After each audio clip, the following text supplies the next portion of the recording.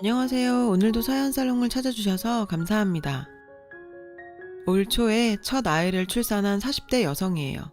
사실 제 나이면 중고생 아이가 있어도 어색하지 않을 나이죠. 실제로 대학생 아들을 둔 친구도 있고요. 그런데 이제서야 첫 아이라니 기쁨보단 걱정이 앞서는 것도 사실이에요. 저는 손 귀한 집에 맏며느리로 시집와 6년이나 애가 생기지 않아 고생을 했어요. 처음 1, 2년은 시어머님의 닭다리 호들갑처럼 느껴졌고 이후 3, 4년은 내 몸에 이상이 있는 게 아닌가 내 자신을 의심했고 5년째 접어들자 네 팔째 아이는 없나 보다 체념하기에 이르렀죠. 그때마다 저에게 힘이 된 건 손아래 동서예요. 저보다 2년 먼저 시집온 동서는 얼굴도 예쁘고 성격도 좋은 부잣집 막내딸이에요. 어려서부터 부모님 사랑 듬뿍 받고 자라 그런가 주변에 사랑을 나눌 줄도 아는 사람이었죠. 부모 없이 오빠랑 단 둘이 의지하며 살아온 저로서는 정말 부러운 사람이고요. 제가 처음 시댁에 인사 오던 날이었어요. 부모님은 무슨 일 하시냐는 시아버님 물음에 전 죄인처럼 고개를 푹 숙이고 두 분 다 돌아가셨어요. 라고 대답했죠. 말씀은 안 하셨지만 시부모님께선 내심 부모 없이 자랐다는 말에 못마땅 하신 듯 했고요. 그때였죠. 직업이 약사라면서요. 잘됐다. 안 그래도 우리 아버님 당뇨도 있으시고 어머님은 혈액순환이 안 돼서 고생하시거든요. 약사 며느리 있으면 건강관리는 그걸로 끝이죠. 안 그래요, 아버님 어머님? 동서는 쭉 가라앉은 분위기도 살리고 인사온 제 기도 살려줬어요. 그날 동서가 바람잡이 노릇을 해준 덕분에 시부모님도 더 이상 그 부분에 대해서 말씀을 안 하셨고요. 얼마 뒤 남편과 전 결혼을 했어요. 시부모님 뜻에 따라 3년간은 시댁에서 같이 살기로 했죠. 대신 그동안 들어와 살고 있던 동선에는 분가를 하게 됐고요.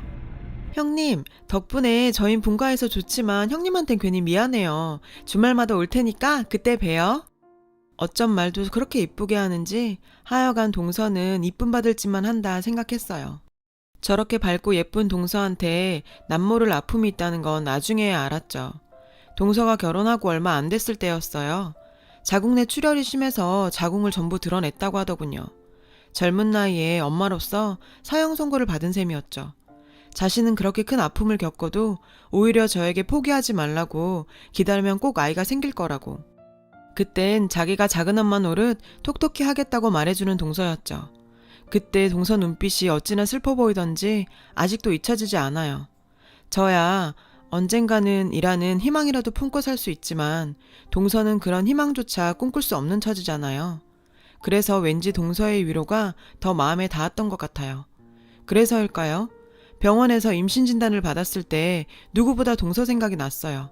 너무 고마워서 그리고 미안해서요. 사실 그동안 전 시집에서 천덕꾸러기였어요. 아이를 낳기를 했나 그렇다고 살림을 잘하나 번듯한 친정이 있기라나 뭐 하나 내세울 게 없는 처지였거든요. 반면 동서는 친정이 워낙 부자라 철철이 시부모님 옷에 용돈에 해외여행까지 자식으로서 할 수 있는 모든 걸 다 해드렸죠. 게다가 성격도 싹싹하고 어른 위할 줄 알고 저라도 예뻐했을 거예요. 그러니 시부모님 사랑을 독차지하는 것도 당연하고요. 그래서 그런 부분에 대해서 서운하다는 생각을 해본 적은 없어요. 근데요, 사람 팔자 시간 문제라고 하더니 동서에 치여 늘 찬밥 신세였던 제가 아들을 낳자 대접이 확 달라졌지 뭐예요. 큰애야, 넌 손에 물 묻히지 말고 들어가 쉬어라. 여기 일손이 없어. 몸 푸른 지 얼마나 됐다고 네 손까지 빌리겠니. 둘째 있으니까 걱정 말고 넌 들어가서 우리 집 장손 젖이나 물려라. 어서. 평소 같으면 감기 몸살로 열이 펄펄 나고 금방 죽을 것처럼 기침을 해도 들어가 쉬라는 말 한마디 안 하시던 시어머니께서 명절 음식 하던 중에 저보고 쉬라고 방에 들여보내주시지 뭐예요. 이건 뭐 완전 기적 같은 일이죠. 그렇게 아들 손주 노래를 하시더니 대접도 톡톡히 해주시더라고요. 아들 하나 낳았다는 이유만으로 저는 시어른들의 사랑을 독차지하게 됐죠.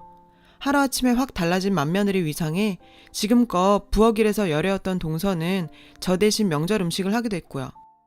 동서한텐 좀 미안하더라고요. 근데 이런 호의가 두려워지기 시작했어요. 그동안 좋았던 동서와의 사이에 조금씩 균열이 가기 시작했거든요. 평소 저희 집 문턱이 닳도록 드나들던 동서가 몇 달째 코빼기도 안 보이는 거예요. 집에서 살림만 하는 사람이라 바쁠 일도 없는데 말이죠. 그래서 무슨 일 있나 동서한테 전화를 했는데 글쎄 시누이가 받지 뭐예요. 동서랑 같이 브런치 먹으러 나왔다며 은근히 친분을 과시하더라고요. 들어보니 그 몇 달 동안 둘이 붙어 다녔던 모양이에요. 기분이 이상했어요. 여자의 직감이랄까요? 뭔가 동서가 나랑 불편해진 관계로 인해 시누이를 사이에 끼우는 게 아닌가 하는 생각이 들었거든요. 그리고 얼마 뒤 황당한 일이 일어났어요. 아가씨, 그게 무슨 말이에요? 우리 애가 누구 아들이냐뇨? 그 말은 내가 밖에서 남의 씨라도 받아왔단 소리예요? 네? 시누이가 뜬금없이 우리 애가 자기 오빠에 맞냐는 거예요. 미친 것도 아니고. 언니, 내 말은 그런 게 아니라, 솔직히 오빠랑 하나도 안 닮았잖아요. 작은 언니가 봐도 그렇죠? 안 닮았잖아. 그래서 그런 거지, 누가 뭐래요? 기가 막혀서. 생각 같아선 뺨이라도 한 대 치고 싶은 심정이었지만, 그랬다간 오히려 분란일까봐 꾹 참았습니다. 에이, 아가씨, 그 말은 좀 그렇다. 형님 몰라서 그래요. 어떻게 그런 의심을 해? 그 말은 지금 사과하세요. 형님한테 큰 실례한 거예요. 동서 말에 시누이는 미안하다며 꼬리를 내렸어요. 솔직히 표정은 하나도 안 미안한 표정이었죠. 시누이가 가고 나자 동서가 그러더군요. 형님, 아가씨 저러는 거 너무 미워하지 마세요. 요즘 서방님이 아가씨 힘들게 하나 봐요. 여자 문제로. 시댁에서 애 안 갖내고 타박인데 남편은 밖으로만 돌고 죽을 맛인가 봐요. 하늘을 봐야 별을 따지. 그러니 형님이 이해 좀 해주세요. 저도 애 때문에 미움받았던 처지라 그 말을 듣고 나니 남일 같지 않더라고요. 그래서 그냥 넘기기로 했죠. 그러던 어느 날이었어요. 친정올케한테 전화가 왔더라고요. 어머, 언니 웬일이세요? 오빠랑 수연이 수민이 잘 있죠? 네? 그게 무슨 소리예요? 올케가 떨리는 목소리로 저 좀 보자고 하더라고요. 그래서 퇴근한 남편한테 애를 맡기고 오빠네로 건너갔어요. 제가 결혼하기 전까지 오빠네랑 같이 살았거든요. 독립해 살겠다는 걸 올케가 그럴 거 없다고, 없는 식구에 떨어져 살 게 뭐냐고 절 데리고 있어줬어요. 제가 시집갈 때 혼수도 올케가 따라다니며 하나하나 다 골라줬고요. 저한텐 친정엄마 같은 사람이죠. 그런데 아가씨, 저요 정말 믿고 싶지 않아요. 그러면서도 아가씨를 이렇게 부른 건 확인을 해야 더 이상 의심 없이 아가씨랑 그 일을 볼 수 있을 것 같아서예요. 올케는 누런 우편 봉투를 저에게 내밀었어요. 저랑 오빠가 다정하게 있는 모습들이 찍힌 사진들이었죠. 식당에서, 카페에서, 백화점에서 등등 제 눈에는 이상할 게 없는 사진이었어요. 전부터 오빠랑은 자주 만나서 밥도 먹고 차도 마시고 쇼핑도 했으니까요. 근데 이런 식으로 보게 되니 마치 우리 남매가 불륜이라도 저지르는 사이처럼 보이기도 했어요. 어떤 시각으로 보느냐에 따라서 말이죠. 지난달에 모르는 번호로 문자가 왔어요. 그이랑 아가씨가 그렇고 그런 사이라고. 신종 스팸 문자거나 보이스피싱 같은 게 아닐까 생각했죠. 근데 같은 내용의 문자가 계속해서 오더라고요. 그러다 이 사진까지 집으로 왔고요. 솔직히 무서웠어요. 그이랑 아가씨 사이가 이걸 보낸 사람 말처럼 그런 사이일까봐 그런 게 아니라 내가 두 사람을 의심하고 있다는 그 사실이 무서웠어요. 올케는 두 손으로 얼굴을 감싸쥐고 한참을 울었어요. 전 너무 기가 막혀서 뭐라고 대꾸도 못하고 멍하게 앉아있었죠. 한순간에 사람 이상해지는 건 일도 아니구나 싶었어요. 도대체 누가 무슨 억하심정이 있길래 우리 남매를 이렇게 갈갈이 찢어놓나 생각했죠. 궁금했어요. 도대체 누군지. 그 길로 전 집으로 돌아와서 기간에 아이와 남편의 친자 확인 유전자 검사를 의뢰했어요. 물론 남편의 동의 하에 말이죠. 남편은 도대체 무슨 일이냐며 의아해했죠. 그럴만도 하죠. 이런 경우 검사를 의뢰해도 남자 측에서 하지 여자 측에서 하는 일은 없으니까요. 전 일단 날 믿고 따라와 달라고 부탁했어요. 조만간 다 얘기해주겠다고요. 남편은 더 이상 묻지 않더군요. 검사 결과는 일주일 뒤에 나온다고 해서 그 사이 전 이번 사건의 주모자를 밝히기 위해 사설업체에 조사를 의뢰했어요. 올케한테 받은 사진과 문자를 보낸 전화번호를 업체에 넘겼죠. 빠르면 며칠 내에도 가능하지만 경우에 따라선 시간이 많이 걸릴 수도 있다고 하더군요. 비용은 기간에 따라 달라진다고요. 전 비용은 상관없으니까 도대체 누구 짓인지 확실히 밝혀달라고 했어요. 그렇게 피마르는 시간이 시작됐고 아무것도 손에 잡히지 않았죠. 일주일 뒤 친자 확인 검사 결과가 나왔어요.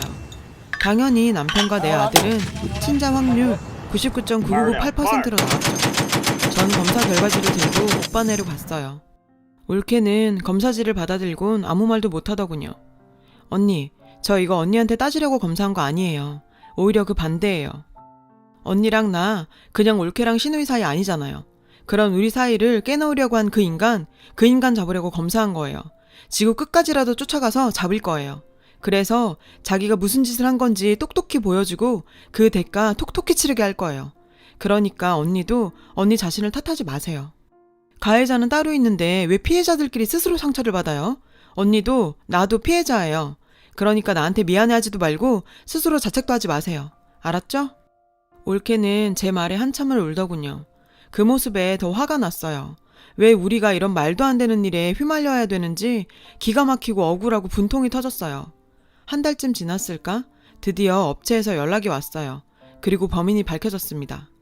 결혼 전부터 남자 관계가 복잡했다더라고요. 불법으로 중절 수술도 수차례 받았고 그 후유증으로 자궁 덕출 수술까지 받으셨고요. 악마는 우는 얼굴로 온다더니 그 말이 딱 맞았어요. 절 막장 드라마의 주인공으로 전락시킨 장본인은 늘 제 곁에서 우는 얼굴로 절 아껴주던 동서였어요. 믿는 도끼에 발등 찍힌다고 동서가 저한테 이럴 줄은 정말 몰랐어요. 솔직히 전 내심 아가씨를 의심하고 있었거든요. 근데 그 아가씨네 얘기도 다 동서가 지어낸 얘기더라고요. 동서는 어디 하나 맘붙일 곳 없던 집에서 유일하게 제가 의지할 수 있는 사람이었어요. 오빠 말고는 피부치가 없는 저에겐 친동생만큼 각별한 사람이었다고요. 그런데 어떻게 나한테 이럴 수 있는 거죠? 대포폰을 이용해 올케한테 지속적으로 문자를 보내고 업체에 의뢰해 오빠와 제가 함께 있는 사진을 찍고 그걸 또 오빠네 집에 보내고 아가씨한테 내 아이가 내 남편이 아닌 다른 사람 아이인 것처럼 바람을 넣고 날 이렇게 기만할 수가 있는 거죠. 도저히 용서할 수가 없었어요. 그래서 동서의 본 모습을 모든 사람 앞에서 까발려주기로 결심했어요. 그리고 얼마 뒤 할아버님 제사가 있는 날이었어요. 저는 남편과 함께 아이를 데리고 시댁으로 향했죠. 도착해보니 동선에는 이미 와 있더군요. 저번 추석 때 부엌일을 도맡아 했던 게 억울했는지 이번엔 아예 도우미 아주머니를 불러왔더군요. 저희 친정집 일 봐주시는 여사님이세요. 오늘 제사 음식 만드는 거 도와주신다고 오셨어요. 아 그래? 잘 됐네. 속으로 생각했죠. 오늘 여기서 벌어지는 일 똑똑히 받았다가 동서 친정에 가서 자기 딸이 어떻게 살고 있는지 얼마나 치졸한 인간인지 똑똑히 전달하라고요. 시부모님은 손주가 예뻐서 어쩔 줄 몰라 하셨죠. 동서는 말로는 귀엽다 예쁘다를 반복하면서도 단 한 번도 내 아이를 안아주진 않았어요. 그러고 보니 지금껏 단 한 번도 아이를 안아준 적이 없었죠. 동서, 우리 애 누구 닮은 것 같아? 네? 이게 무슨 말씀이세요, 형님? 아버님, 어머님, 우리 근석이 누구 닮은 것 같으세요? 누가 그러는데 우리 그이가 아니라 저희 친정오빠 닮았다고 그러더라고요. 저희 오빠애 아닙니다. 어머님, 아버님 보시기에도 그런가요? 제 말에 시어머니께서 펄펄 뛰셨죠. 어느 미친 인간이 그딴 소리를 해? 아가리를 확 찢어버릴라. 남의 집 귀한 손주를 두고 뭐가 어쩌고 어째? 누구냐? 그런 쉰소리 하는 미친놈이 누구냐? 저는 동서 얼굴을 빤히 쳐다봤어요. 그러자 시동생이 그러더군요. 형수님, 왜 우리 집사람을 그런 눈으로 보세요? 글쎄요, 제가 왜 그럴까요? 동서는 그 이유를 알겠어? 동서는 시치미를 뚝 떼며 어머 형님, 그게 무슨 소리세요? 제가 형님 생각을 어떻게 알아요? 근데 갑자기 그런 얘기는 왜 꺼내시는 거예요? 끝까지 오리발을 내밀더라고요. 그래서 친자 확인 검사 결과지를 동서한테 내밀었어요. 동서가 궁금해하는 것 같아서 받아왔어. 우리 근석이가 내 남편 친자란 확인서. 동서가 아가씨한테 그랬다며 우리 근석이가 내 친정오빠 닮았다고. 아가씨한테 다 들었으니까 발뺌할 생각 마. 네가 오빠랑 나 불륜 사이라고 우리 올케한테 문자하고 사진 찍어 보냈지? 우리 근석이가 나랑 친오빠 사이에서 난 자식이라고 네가 떠들고 다녔지? 입 있으면 말해. 형님, 왜 이러세요? 저한테 왜 이러시는 건데요? 전 정말 모르는 일이에요. 가증스럽게 눈물까지 짜면서 거짓말을 하더라고요. 쇼하고 있네. 야, 내가 증거도 없이 이러는 줄 아니? 이미 비방, 모욕, 명예훼손, 허위사실 유포로 너 형사 민사 다 걸었어. 네가 고용한 업체까지 다 털어서 증거 확보했으니까 피해자 코스프레 하지 마. 그래도 한때는 널 친동생처럼 생각했었어. 시집살이 하면서 그래도 마음 터놓고 지낼 수 있는 가족이라고 생각했다고. 근데 가족은 무슨. 난 너랑 차별받으면서도 한순간도 너 미워한 적 없었어. 근데 어떻게 네가 나한테 이럴 수 있니? 내가 너한테 뭘 그렇게 잘못했다고. 말해봐. 말해보라고. 그제야 동서는 표정이 싸늘하게 변하더니 본색을 드러내더군요. 아씨, 멍청한 줄 알았는데 제법이네. 왜냐고? 쓸모가 없어졌으니까. 애초에 내가 널 이 집에 들이게 한 건 날 돋보이게 하기 위해서였어. 넌 그냥 내 들러리로 살면 되는 건데 네가 애를 낳았잖아. 네가 애만 안 낳았으면 너도 나도 끝까지 윈윈할 수 있었는데 네가 깬 거야. 알아? 들러리? 너 정말 구제불능이구나. 최소한의 양심이란 것도 없는 쓰레기야 넌. 차라리 잘 됐다. 네가 조금이라도 반성하는 기미가 보였다면 내가 흔들렸을지도 모르거든. 근데 그런 걱정 안 해도 되겠어. 너 자궁 적출 수술한 거 낙태 수술 때문이라며? 순간 동서 표정이 하얗게 질려버렸어요. 그건 시동생도 마찬가지였죠. 형수님, 그게 무슨 소리예요? 이 사람이 낙태 수술을 하다니요. 모르셨군요. 동서 결혼하고도 한동안 만나던 남자 있었어요. 결혼 전에도 그 남자랑 사이에서 3번이나 임신하고 낙태 수술을 했었고요. 자궁 내 출혈이 생긴 것도 불법 낙태 수술 후유증이었는데 도련님도 모르셨구나. 동서, 너무했다. 그런 건 좀 솔직해야지. 그 바람에 자궁도 드러내고 애 못 갖게 된 건데 최소한 배우자한테 날렸어야 하는 거 아니야? 도련님이 무슨 죄야? 동서처럼 막 굴려 먹던 여자 만난 것도 억울한데. 아, 요즘엔 개인 PT랑 만난다며? 영어 강사랑은 얼마 전에 헤어졌고. 이건 뭐 걸레통도 아니고 이 남자 저 남자. 동서, 꼭 그렇게 난잡하게 살아야 돼? 창피하지도 않아? 부모 얼굴에 먹칠해가면서 그러고 살고 싶니? 뭐? 고아 주제에 어디서 남의 부모 얘기를 먹여. 쥐뿔도 없는 주제. 그래, 나 가진 것도 없고 부모도 없어. 하지만 세상 부러울 거 하나 없이 다 가지고도 시궁창 걸레처럼 사는 너보단 훨씬 떳떳하다. 아, 앞으로 소송 들어가면 네가 가진 것도 많이 뺏기게 될 거야. 나뿐만 아니라 우리 올케랑 우리 오빠도 너 고소할 거거든. 네가 가진 거 마지막 하나까지 탈탈 털리게 할 거야. 두고 봐, 내가 하나 못한다. 네가 나랑 내 가족들 괴롭힌 만큼 너도 네 가족도 똑같이 당하게 될 줄 알아. 제 얘기가 끝나자마자 시어머니가 닭달같이 달려들어 동서 머리채를 잡았어. 거기에 도련님 아가씨까지 합세해 난리도 아니었고 할아버님 재산말이 동서 재산말로 가득판이었어. 하지만 이건 끝이 아니에요.